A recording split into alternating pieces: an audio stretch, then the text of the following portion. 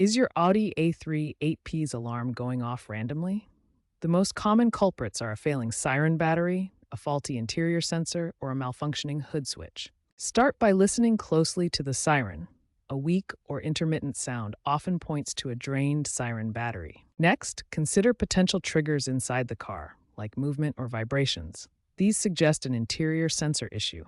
Finally, check the hood switch for corrosion or damage, as this can falsely signal an open hood. Use VCDS or another OBD2 scanner for a more precise diagnosis, as it can pinpoint the exact fault code. Remember, neglecting these issues can drain your car's main battery, so addressing them promptly is key.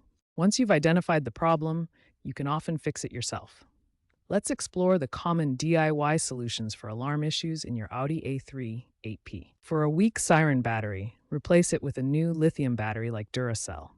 This straightforward fix often costs under $20 and can be done in minutes. For interior sensor problems, clean the sensor to remove dirt or debris, then adjust its sensitivity using VCDS diagnostic software.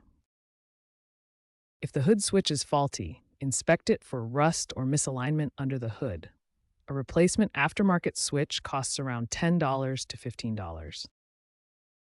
Online forums and YouTube tutorials offer detailed step-by-step guides for these repairs.